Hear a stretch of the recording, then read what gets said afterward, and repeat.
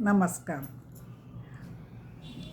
आमची पिढी आहे ना, टेलिफोन आणि मोबाईल शिवाय वाढली होती. आम्हाला टेलिफोन अ, कुठेतरी कोणाच्या तरी एखाद्याच्या घरात टेलिफोन असायचा. म्हणजे मला पहिल्यांदा जेव्हा मी ऑफिसमध्ये रिझ्यूम झाली तर मला फोनवर बोलायचं कसं हेही माहीत नव्हतं. आणि सार्वजनिक टेलिफोन बूथ असायचे तिथे ₹1 टाकून जर काही अगदीच महत्त्वाचं असेल तर ती लोकच आपल्याला व्यवस्थित हे करून द्यायचे. फोन कसा धरायचा वगैरे इथपासून. अ, आ- ती आमची पिढी जिला मोबाईल आणि म्हणजे साधा टेलिफोनही माहीत नव्हता. ती आमची पिढी मोबाईलमध्ये म्हणजे मोबाईलची व्यसन झालं म्हटलं तरी चालेल सगळं. आणि त्यात करोनानंतर तर अति म्हणजे आता तर पैसे देणं वगैरे पूर्वी कमीत कमी 10 ते 12 तरी फोन नंबर सॉरी 10 ते 12 तरी फोन नंबर तोंडपाठ होते. आता आपला स्वतःचा नंबर सुद्धा कधी कधी आठवत नाही, कारण सगळ्यांना लगेच धरला की सेंड केलं, त्यामुळे पाठ नाही. पत्त्यांच्या बाबतीत पण तसंच झालेलं आहे. पूर्वी लग्न वगैरे असेल तर एक पत्ता जरी कार्ड आपण धरलं तरी 10 वेळा तो घोकला जायचा. हॉल वगैरे इथे इथे असं करत जायचं. आता तर लोकेशन वगैरे पाठवलं नाही तर सगळंच गोंधळ होत आहे. मी कधी कधी विचार करते, जर जी आमची पिढी अगदी मोबाईल नाही, साधा फोन नाही, पण आम्ही एकमेकांना संकेत ठिकाणी भेटत होतो. कधीही अगदीच कधीतरी ऐकण्यामध्ये बोलण्यामध्ये चूकभूल झाली, प्लॅटफॉर्म नंबर 2-4 मध्ये वगैरे, किंवा नेमकं आपण घड्याळाच्या खाली सांगितलं 4 घड्याळं त्या प्लॅटफॉर्मवर असेल तर तसं कधी काय झालं असेल तर पण बरोबर भेटायचो, कारण मोबाईलच नसायचा. ठरलेली वेळ त्याच वेळेला त्याच जागेवर नाही मिळालं तर ती पुन्हा भेटायची संधी हुकायची. ती एक हुरहुर जागरूकता असायची. किती कार्यक्रम असेच ठरायचे. मोबाईल नाही, फोन नाही, आणि आपण बरोबर एक 5-6 मैत्रिणी भेटून जर कुठे जायचं आहे बरोबर जायचो. काही गोंधळ व्हायचा नाही. आणि आता मोबाईल असून, आणि खरं सांगू त्या मोबाईलवर हल्ली बोलण्यापेक्षा सारखा मेसेजिंग करण्यामुळे इतकं संवादामधलं समजून हे कन्फ्युजन इतकं वाढलं आहे की बघायलाच नको. आणि मग मी हिला केला नाही, मग तू.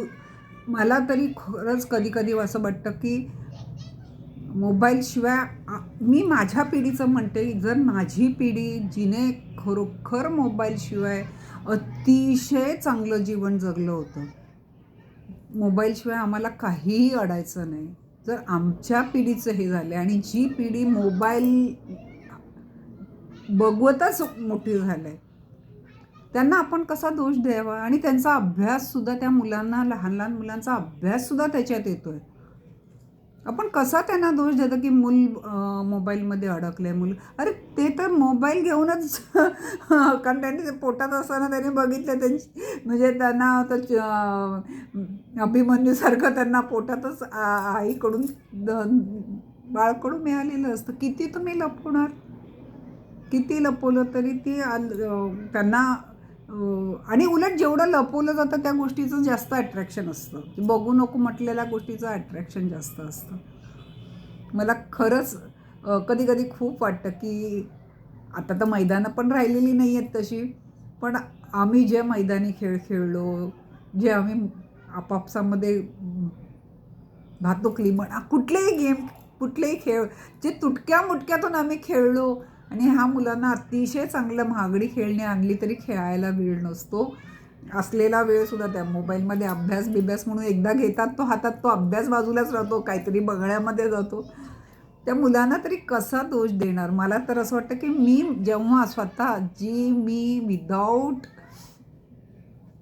मो टेलिफोन माझ्या आयुष्यातलं नोकरीला लागेपर्यंत टेलिफोन हा प्रकारच माहीत नव्हता. जरी टेलिफोन ऑफिसमध्ये लागल्यावर आला तरीसुद्धा माझं टेलिफोनशी कामच नव्हतं. एखाद वेळेला कोणीच नाही आणि फोन वाजला तर आपण उचलायचं, नाहीतर कधीच फोनशी बोलणं व्हायचं नाही. अगदी महिन्यातून एखादा फोन कधीतरी कोणाला काही महत्त्वाचं असलं आणि त्यांच्याकडे आजूबाजूला फोन असेल तर तिथे फोन करून बोलणं, हा प्रकार होता.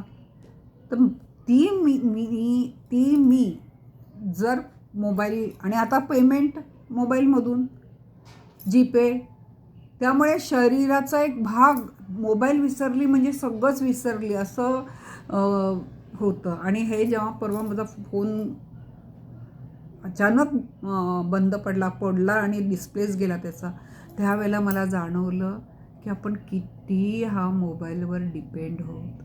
आपण आपलं डोकं, आपल्या सगळंच घालून बसलं आहे, की कधी कधी मला वाटतं आपण संवादही घालून बसलो आहे की काय. ह्या लिहिण्यामधनं आपण जो बोलण्यातला ओलावा होता वगैरे, एकमेकांना स्पर्श होता, सगळंच घालून बसले.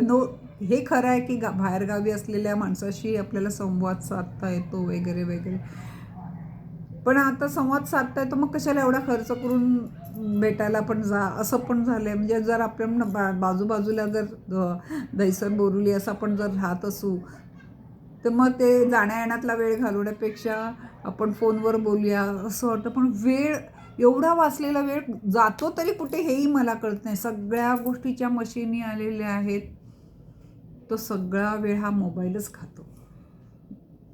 बघा, म्हणजे माझा तरी आहे, मी माझ्या अनुभवावरून हे केलेलं आहे.